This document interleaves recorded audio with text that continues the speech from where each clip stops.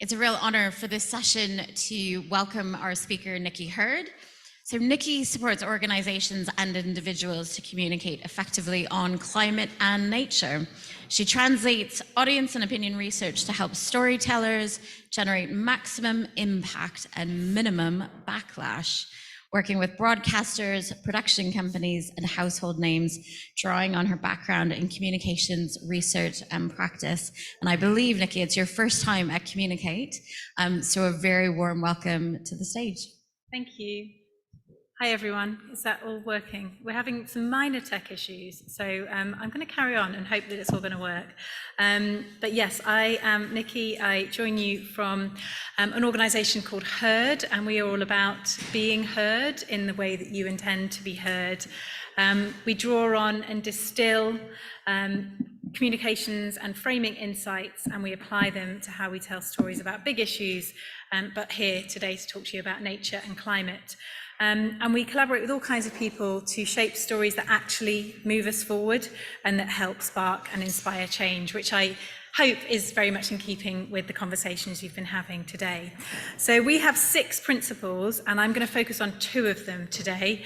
I've selected these 2 because I think they offer us the most potential to help us move forward at the moment we're in. So I'm going to hopefully share some clips, tech permitting, for around 25 minutes, and hopefully leave plenty of time for questions at the end.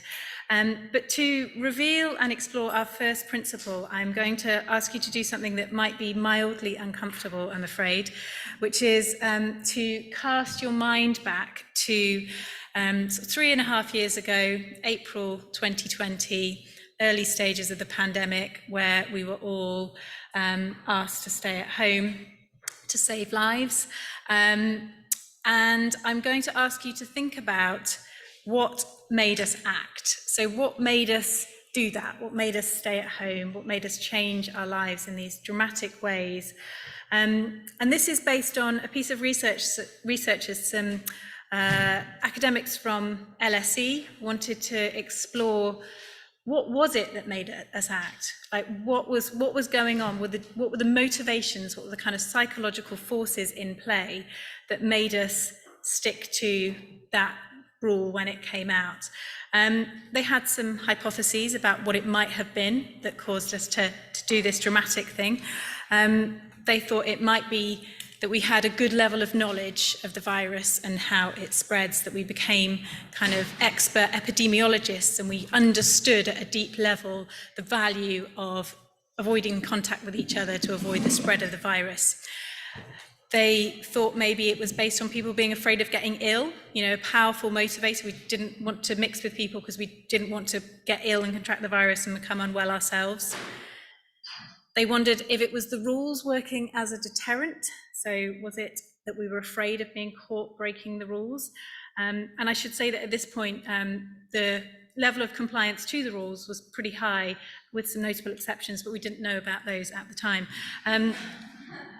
Was it our sense of social responsibility? So were we acting kind of for and with one another? Or was it what psychologists call perceived norms, the belief that other people were sticking to the rules? There are 2 right answers. Would anybody like to guess what they are?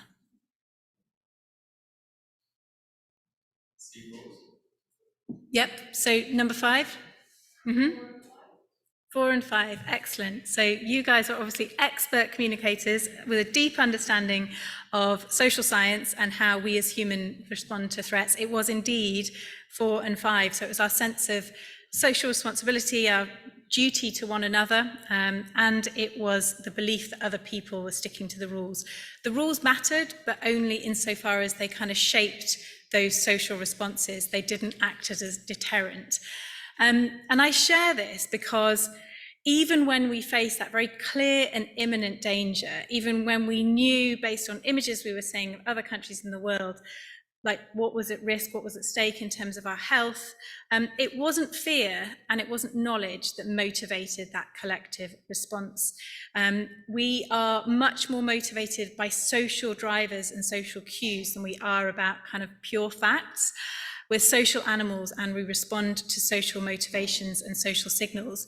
And yet, when it comes to climate and nature, and these big challenges that we face that are just as imminent, albeit on a possibly different scale and a different time frame, a lot of communication is in the kind of facts and knowledge and fear space, and a lot less leans towards activating those kind of social norms and those social values that we share across cultures. And also the thing that kind of really leaps out for me is this just how powerful our perception of what is normal is. You know, we acted because we thought other people were acting. Like how important is that? How powerful is that? What we think is normal really matters. So some other researchers, academic researchers studying social norms say what we think, feel and do is influenced often to a startling degree by what we believe everyone else is thinking, feeling and doing. And the good news is that when it comes to climate and nature, it is normal to care. So according to a 2023 survey, 80% of people are concerned about climate change, 81% of people believe nature is under threat and that more needs to be done to protect and restore it. So it's kind of almost boringly normal to care about these issues and to want to solve them, which is great news. So I'm going to give us a little party emoji there.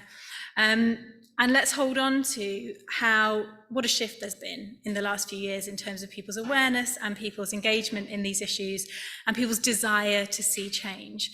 So let's hold on to that, because I'm about to share some less great news, which is that our sense of what's normal, those perceived norms, are a little off. So some other researchers wanted to explore what people think other people think and what people think other people are doing. And they started by asking the question whether people think they themselves are not worried enough about climate change. And I think we could probably insert nature as well in here, but whether I as a person am not concerned enough to act. And when it's framed like that, only 16% of people agree. So we all think we care enough, basically. If we ask about whether other people are not worried enough to act, you get a whopping 73% of people agreeing with that. So 73% of people think that other people don't care enough, but we all think that we care sufficiently. So that matters, that really matters to our ability to kind of shape any kind of collective response. But before we think about how we might be able to shift the dial on that and kind of move our sense of what's normal, it's worth digging into why we think that. Why do we assume that other people don't care? The first thing is that culture often tells us that it's normal, it's not normal to care. So I'm hoping to be able to share with you a clip from a brilliant show. I don't know if anyone's seen it. It's called Back to Life, and it's BBC, but it's on Netflix as well. Has anyone seen it? Yeah, it's really good. You should watch it. And there's a character in it who is an archetypal eco-warrior. He cares a great deal about the planet and about the environment, about nature. And this clip sums up how his caring about the planet is depicted throughout the show. I have to warn you that it contains some fruity language, so I'm hoping that's going to be okay, that no one's going to be too offended. And yeah, have a watch, assuming this works. Oh. Joe's came here this morning. They're from Mandy. She's very keen to reconnect. It's garden waste. This is not good. I know. It's all getting dredged back up. I can feel it. Oh, God, I don't want to go through this all again. Not the caterpillar. What? The bastard caterpillar has been at my tomato plants. Neither of them should be alive this time of year. Oscar. Sodding global warming. I'm talking about the threats to our family. That caterpillar is a threat. It could destroy my entire vegetable You patch. can buy bloody tomatoes from a shop. Yeah, hothouse tomatoes flown in. Oscar! Wrapped in plastic. Yes, smothered in plastic. Who cares? I'm talking about our family. By 2050, there will be more plastic in the ocean by weight than fish. Can you stop worrying about the fucking planet for 1 second and listen to me? What is more important than the planet? Me! Fuck that fucking planet! I used to be your planet! I did warn you that there was some interesting language. So I find this fascinating in terms of it's a very familiar character. We all know and possibly sometimes are a version of this chap. And we've also seen a version of this character in popular culture kind of over and over again. And the fascinating thing about this from a framing perspective is that his concern for the planet is pictured as being directly in opposition to his ability to connect with and be there for the people closest to him, his family in this instance. So we all see that the character trait of being an eco-zealot makes you separate rather than something that kind of brings you in and makes you normal and makes you connected with the people around you. And we see this a lot. And, you know, I think that we are often told, very, very often told, through culture, through really great shows, that it is not normal to care and act. In Don't Look Up, the entire premise of the movie is that half of the population is too ignorant to face up to what's staring them in the face. It is not normal to act on something. And that's kind of the point of that show. Sorry if that contains any spoilers for anyone who hasn't seen it. So that is one aspect of how we are kind of told that it's not normal to care and to want action. We also hear it from politicians. So recent shenanigans, Rishi Sunak signalling that he's ready to soften UK green policies. And the way that he frames that is that he is standing up to the British people. So him dialing down climate action and net zero action is framed as being him acting on behalf of the British people. It doesn't really tally with that kind of 80% figure and the increasing level of concern and desire for actual action and change, but his framing of it is telling us other people don't care, other people don't care. It's reinforcing and reactivating that kind of story that we've had in our heads anyway, that other people don't care and they don't want to act. We also see kind of well-meaning commentators and experts doing a version of the same thing. So this is a pro-climate action commentary from a Scottish newspaper, I think it's over the summer, which has the headline, what we must do right now to save Earth from ignorance and denial. So, you know, firstly, I think calling anyone ignorant is probably unlikely to result in them doing what you want them to do. But more to the point here, you know, this continues to reinforce the idea that the public is unaware and uncaring. And so this is all kind of a long-winded build-up to this sort of thing that we need to do based on this 80% figure, which is that we need to normalize action, not inaction. We need people to recognize and be constantly celebrated for the concern that we have and the action that we want to see. The changes that we need to make will only happen if people think that they are normal and supported. So we have to show that there is appetite for those changes. So I've got a couple of examples of, having gone through the negative examples, I've got a couple of examples of where this is done well, I think, or pretty well. And the first one is Prince William speaking about climate and nature at the Platinum Jubilee celebrations, which feels like a really long time ago now. Obviously, a lot's happened since then. But it's not a programme or an event that was focused on climate and nature. It was focused on entertainment, party at the palace, Queen's birthday. But as part of his speech, sort of celebrating his grandmother, he talks about climate and nature. And I just got a short clip, which again, I'm hoping we can play, which exemplifies this idea of kind of normalizing action. Is that okay to play the next one? Thank you.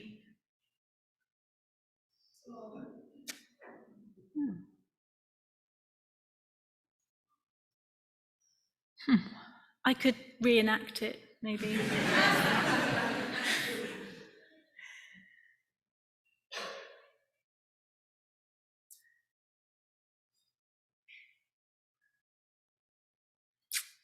It's not going to happen, is it? Okay, I will reenact it. So he says, let's see if I can remember it word for word. It's not the first time I've done this.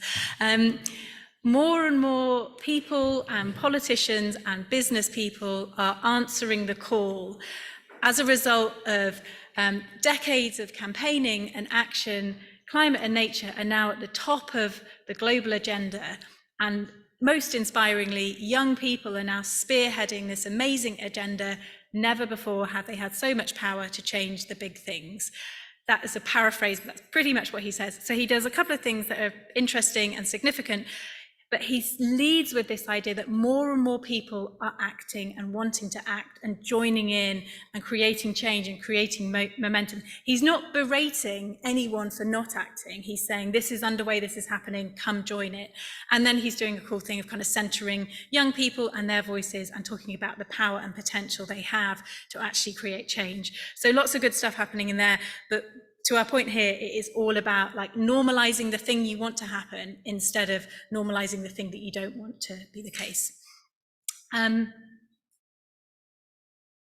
got another clip now, which is also, as well as hearing from kind of, this is going to work. As well as hearing from people we like and respect in public life, we also need to hear from people who we relate to and who feel like us.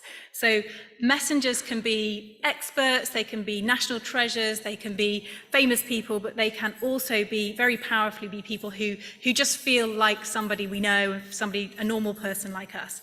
And the documentary, The People versus Climate Change, followed the journey of a group of people who were involved in the UK's first climate assembly.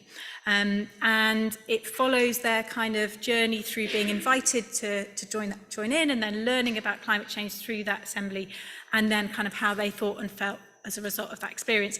And there's some brilliant characters in it. Like it sounds quite boring and dry, what I just described, but it's actually a really brilliant character-led story. And it has this kind of, it really exemplifies this idea of like normal people care, normal people want to be part of the change. So hopefully we can see this brought to life by the lovely Sue.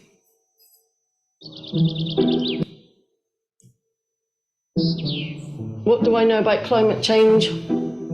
Not a lot. I opened the envelope, read the information, thought it might have been a hoax, because I thought, who's going to write to me from the House of Commons? I'm just like a normal person, I don't know anything, do you know what I mean? So there's going to be an awful lot of people that think, you know, why the hell is she going to do it? It's been enlightening, because everybody talks about climate change, but do people really know what it actually means? So can you explain it to me? Oh, God. Not really, no. But in the layman's terms, we're warming up. Just agree, really, that the people who create more emissions should pay more. So the people that... the other one I put on there is need to encourage behaviour change by individuals and business. Why all of a sudden are things changing? Hello? Climate change. Everybody's had the taste of this cleaner air. Surely most people would want that for their children and their grandchildren. I think how I feel about climate change now is I really understand the need for change. We need a government to be able to put us on the right path, but they just need to get it sorted and sooner rather than later. The Assembly itself has said this is what the people want. Over to you now, sort of politicians, you get with business and sort it out. I am optimistic that the government... Sorry, that was straying over into the next bit of the show, but you see what with Sue there, that what she does is she feels like a very, very sort of deeply relatable, normal person who's not really been engaged in these kinds of conversations in this kind of world before. And then when she's brought into it, she becomes this very fantastic advocate, and she goes on and she does some campaigning in her local community, but she also retains that sense of being very down to earth, very normal, coming at this as just an average human being. And that's really, really powerful. We need to hear more from people like Sue, and we need to hear more about how increasingly she is representative of more and more of us, that 80%. So how can we normalise action in communications terms? What does it look like? What are some of the things that we can say in order to achieve this? first of all, just pointing out, wherever we have the opportunity that more than 80% of us are concerned and support action, I think this is such a powerful figure. It's not borderline, the 80%. It is the vast, vast majority of us. And the more we can say that and reinforce that and show that, the more we start to turn the tide on this idea that it's not normal to care, it's fringe, it's a bit weird. We can say things like so many people in the UK, I'm seeking this change. So often kind of when campaigners or experts push for the types of solutions that they want to advance, they forget to kind of reference the support that they have and the support that those solutions have attracted, and the fact that they're speaking on behalf of people. They're not kind of telling people, they're actually representing them. And things like, as we all look for ways to tackle the climate change, so norming language that is kind of reinforcing the idea that we're all thinking about this, and and I say climate here as a kind of a proxy for, climate and nature. I know that there are differences in how people are engaging with these issues, but I think we see similar levels of support and desire for action. So the same things can be applied for sort of nature and biodiversity. Okay, I'm going to move on to the second of the two principles that I want to share with you. That is also requiring a little quiz of you to get to. So this one's a bit more straightforward. Simple question. Why is this child riding his bike? It's fun. Yep. He looks like he's having a nice time. Exactly. So the reason that the child is riding a bike is that there is somewhere safe to do it.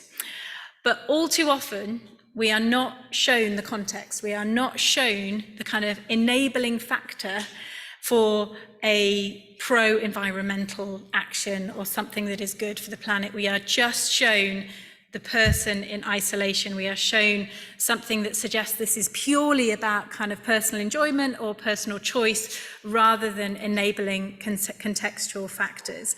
And, I think often people who maybe aren't thinking about this stuff already might not think first and foremost about what's going on in the environment, what's going on around the child to enable this to happen. So our second principle is about widening the lens and showing the contextual systemic factors that need to change, the big things that matter most and that can create the change that we need to see. Because we do need to see big shifts across all of the kind of systems, the political system, the energy, transport, food, all of these systems. They can be quite hard to think about, they can be intangible, they can be remote for people, and we need to bring them to life, and we can show how the things that we do and the things that we're able to do in our lives actually interact with those contextual factors. So I'm going to dig into this a little bit and then do the same thing and give some tips for how we can start to widen the lens.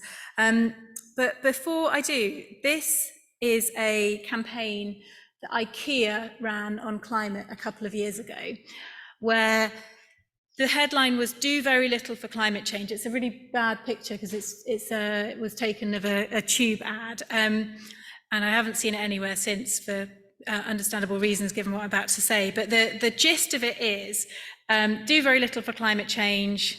Some people are trying to do big things, but don't worry about them. Just focus on making your old muffin trays into veggie seedling gardens. And then obviously it says stuff about light bulbs.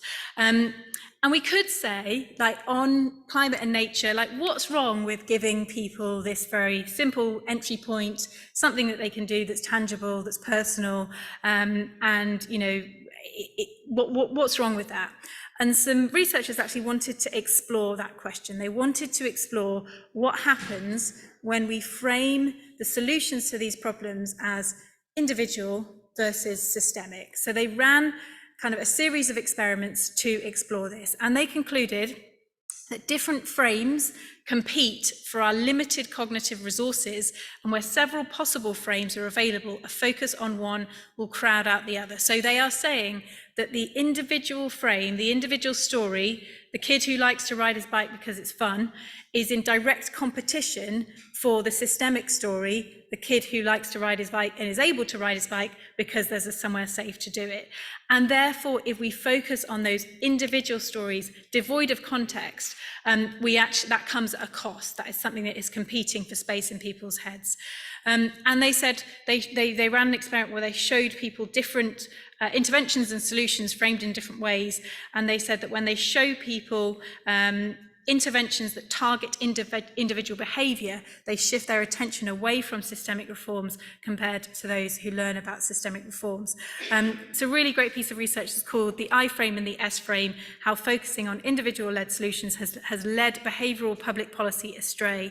And the second one is called Costly Distractions. And this is the idea of the way that these issues have been framed has distracted us from those big things that need to change, and the big things that need to change actually just to enable us to be able to change and do things differently as individuals.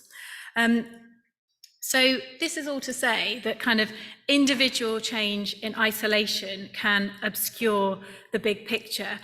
And I know that, you know, these stories aren't always easy to tell, and stories about kind of transformation of our financial systems or transformation of our food systems such that we can all eat a more sustainable diet is not a straightforward, easy story to tell, but we need to show how, we need to widen that lens. We need to show how what we're able to do as individuals interacts with the change that's needed at a more systemic level. So one of the ways that we can do that is we can talk about options as well as choices. So too often we are told that this is all about the choices that we make as individuals, whereas actually when we can frame things as being about options, we start to think about options exist as a result of what's available to us, what's there by virtue of the systems and setups that we're operating within. So, you know, fairly classic headline, do you think you make good climate change choices? This is a question that's posed to Jada G, who is a advocate for climate and nature and a DJ, apparently very cool with the young people. So she was asked, you know, aren't you a hypocrite because, you know, you're not making very good choices yourself because you go around flying around the world with all your records. Do they have records? Anyway, so she was asked that kind of classic question, aren't you a hypocrite? And I think she answered it really well. She said, I'm not pretending that I'm the model person in terms of my actions, because obviously as a DJ, I have a large carbon footprint, but we need to find more renewable ways to travel around. We need to be able to live in a world where we have viable options presented to us. And I think that flip from choices to options is a really, really powerful one in terms of widening the lens, you know, bringing to life the fact that we all exist in a setup. We're all stuck in a setup that, you know, doesn't enable us to kind of live perfectly. So I think that's something we can all kind of start to think about talking about more.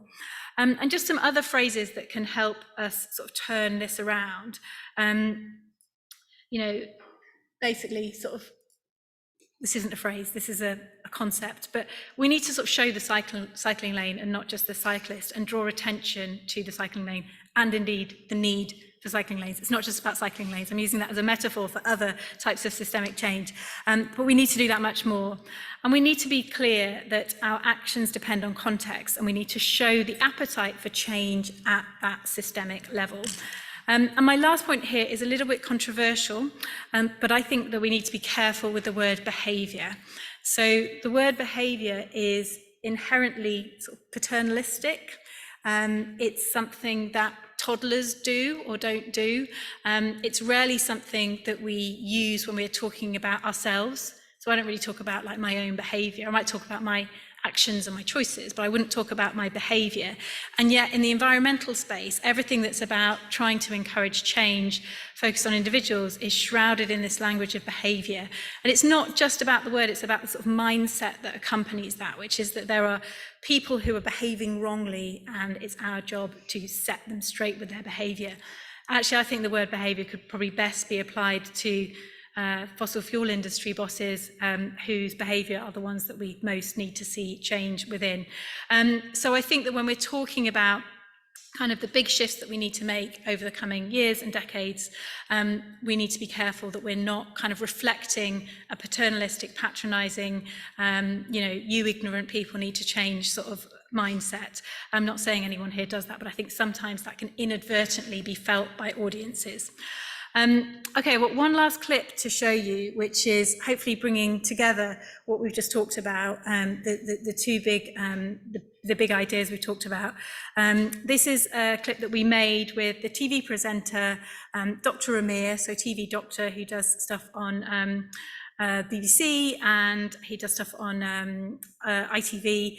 He's a really great spokesperson. He sort of understood what we were trying to do and helped us to make this video, which is like all about talking about systems change and about sort of normalizing action. So hopefully this feels kind of relevant to what we talked about, but also gives some more clues in terms of how we can do this type of thing day to day.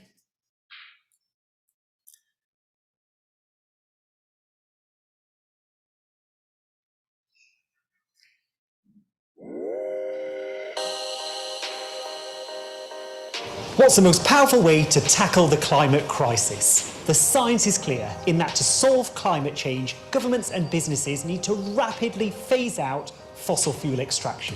For those of us communicating about climate change, it can be hard to have the conversations needed about these big picture changes we need to see, like getting government and business leadership to phase out fossil fuels. Often the media can focus on what a specific individual is doing or not doing, and we end up having a very different conversation to the one we intend. Can I ask you, when was the last time you flew? Why haven't you insulated your own home for a start? Green Brett? Yeah. Didn't you go to Costa Rica? Just very quickly and briefly, what do you drive?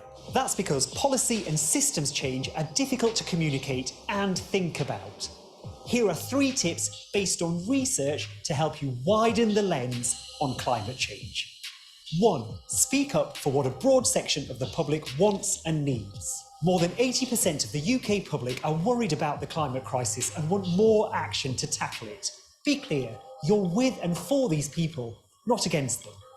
Try opening with, like so many people, or like millions of people around the country, to show that the changes we need to see are normal and popular, like this. So, Dr. Amir, have you insulated your own home? Do you drive an electric car? Along with millions of your viewers, I'd love to be able to insulate my home and drive an electric car. But without government action to make these things affordable for everyone, many of us are stuck in cold homes and polluting cars that are bad for us and bad for the planet. 2. Explain who needs to do what and why. We tend to focus on an individual's choices because the bigger picture feels out of our hands and hard to get our heads around. Be crystal clear on how governments and businesses need to change the options available to all of us and how much of a positive difference that would make. Dr. Amir, what does need to be done to help with energy prices? If the government ramps up investment in renewable energy rather than more oil and gas, we'll all have the option to enjoy steadier bills and a healthier planet. We need big changes across society, but to make those changes possible, we need to be talking about them. 3. Be open, not defensive.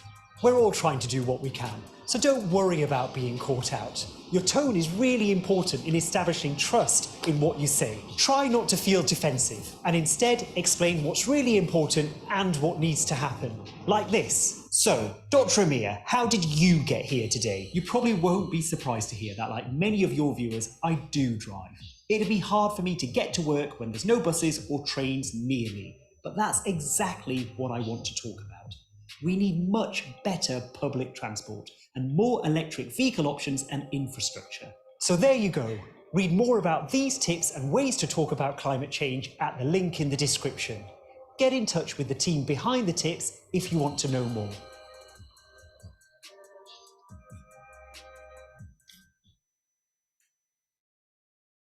That is it for my presentation and my clips. And years in the making.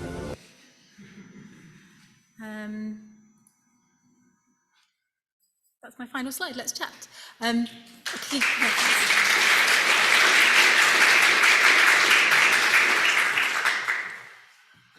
Do you want to come yeah. We've got not a huge amount of time before lunch, but we can continue these conversations after lunch. So let's see if we can hear from a few people, and it's got online as well. So we can remember them all. We'll take all three if we can. So at the back. And we're going to bring you, I'm sure you could project, but we're going to bring you a microphone just so that our online audience can hear you as well. I'll just come to you first. Oh, okay. Thank you. That was such an interesting presentation. Thank you. Was wondering about, I guess, when people say they care but maybe aren't aware of the scale of change or the fact that their behaviour is going to have to change quite significantly. So, for example, with flying or eating meat, you could say, I care, but then you still go and do a city break in Berlin and you fly there at the weekend, or you tuck into a steak every night of the week. And I'm wondering, like, at what point you can kind of flag to people that doesn't seem like you do care. I think it's really difficult because it's words are cheap. It's kind of easy to say you care, but then, I'm just interested in that, like how people's behavior doesn't often mirror what they say.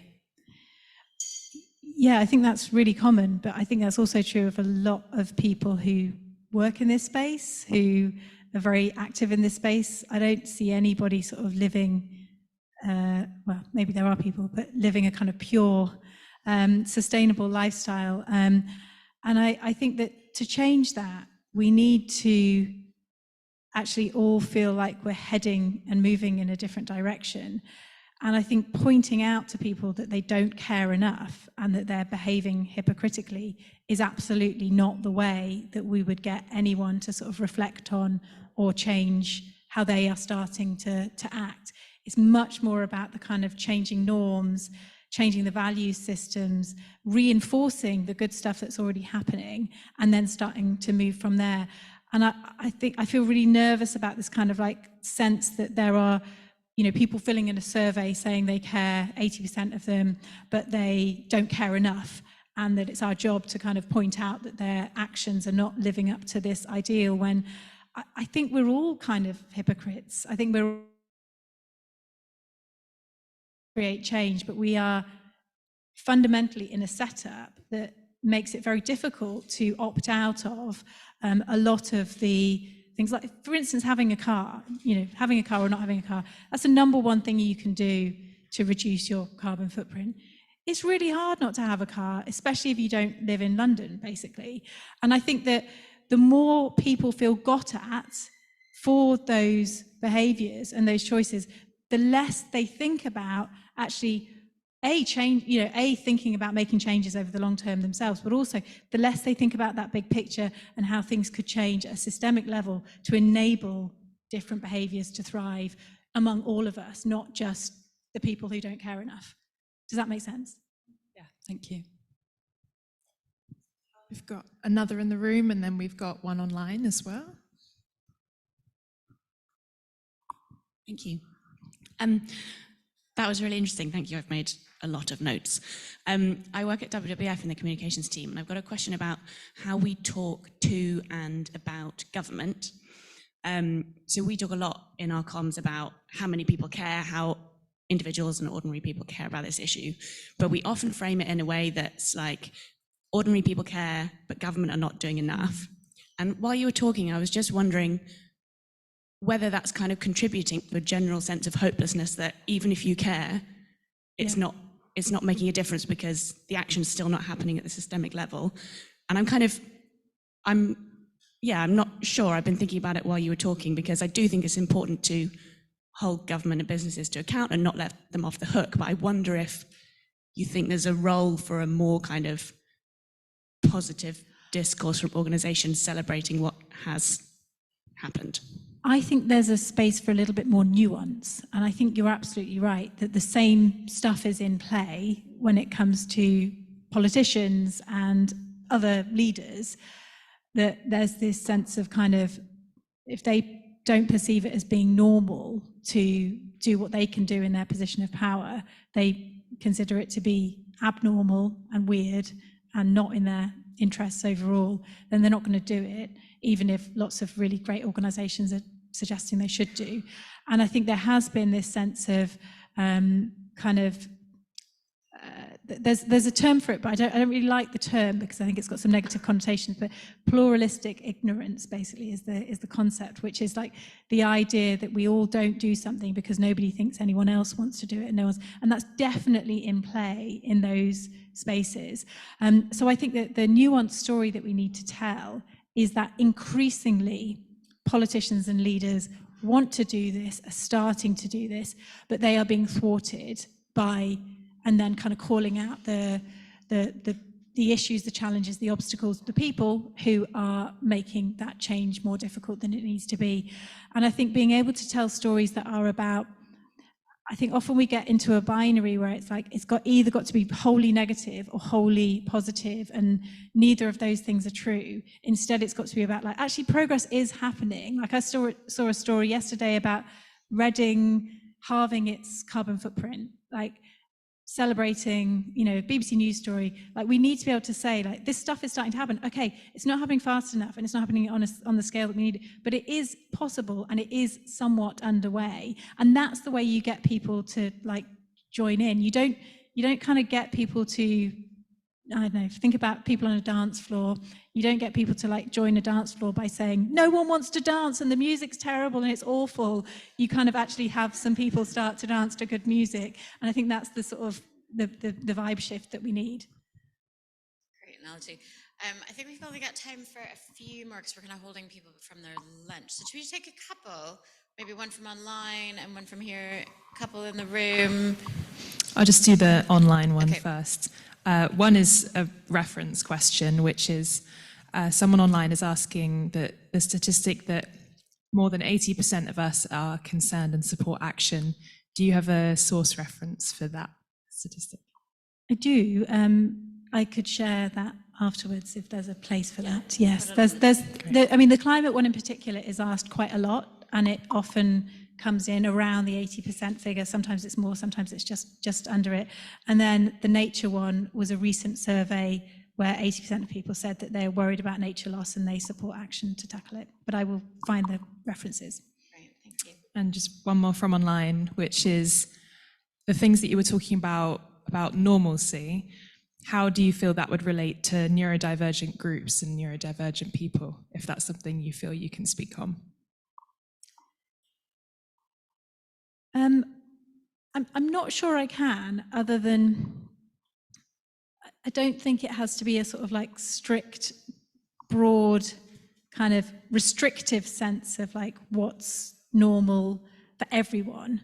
I think this is about a kind of overall shift in how we generally as a society think about how we care about our planet and how we are acting on the threats that we know exist. So I don't think it's a question of being kind of restrictive in what's normal. I think it's a question of bringing to life lots of different ways for lots of different people to feel comfortable celebrating and wanting to protect the planet. I don't think it has to be restrictive. I realise some of the language is probably not super helpful, but that's the kind of, I guess, the language from the psychological literature, which is all about norms and perceived norms. So I take the point, but I don't think it has to be, I don't think it has to come at a cost to diversity and divergence. Okay, we're going to take a final question from the person in the grey shirt there. Hello, name's Ben from Kew Gardens, and I coordinate the learning programme for disabled people at Kew Gardens, and myself autistic. I was interested in this as what you were saying about neurodiversity as a bit of a pet theory, and some very preliminary studies from the US seem to indicate that neurodiverse people are more likely to take climate action anyway, and they cited the very much what you're saying in that people on the autism spectrum particularly are less concerned with what is viewed as a societal norm, and more concerned with that kind of intrinsic value. And interestingly as well, there's been a real uptick in what's being called the Greta Thunberg effect, because Greta Thunberg is a very public autistic individual, and even people who are not environmentally conscious who are autistic are seeing a role model in her and seeing, oh, she values the environment as an autistic person. I should value the environment. And then there's that kind of anecdotal evidence, but it's still quite early, but definitely could be something interesting to explore. Yeah, that's great. There's quite a lot of interesting research about the Greta effect from different angles. I didn't know about that one, but I know that she does some really interesting things when it comes to polarized audiences. So obviously she's quite a divisive figure and not everyone likes her, but actually just by existing and representing what she represents, which is the harm we're doing to the planet and our responsibility to act for young people, for their future generations. She has this really kind of potent effect, even when people don't like her. So even when like Republicans in the US, hear about and understand Greta Thunberg, they don't like her, and they would say, actually, I don't agree with her, but merely by kind of positing these ideas about our deep values-based responsibility to the planet, and particularly around the kind of younger people and future generations, she's doing some incredible stuff. So yeah, all really, really interesting, and would recommend anyone looks up the Greta effect and reads about this stuff. Yeah. Fantastic. Are there any closing kind of thoughts or anything you want to leave us with for lunch? Probably everyone's really hungry, so I just but thanks for having me and for the lovely questions. Yeah. Great. Thank you, everyone.